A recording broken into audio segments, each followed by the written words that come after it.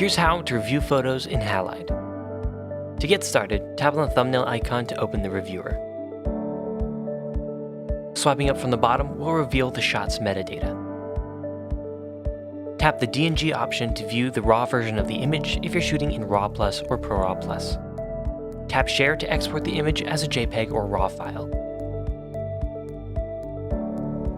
When reviewing a depth photo, you can view the depth data directly by tapping Depth, or by switching to AR View to view it in 3D.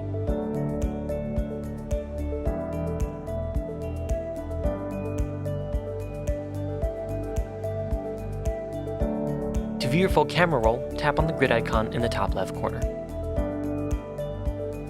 Simply swipe down at any point to return to the camera.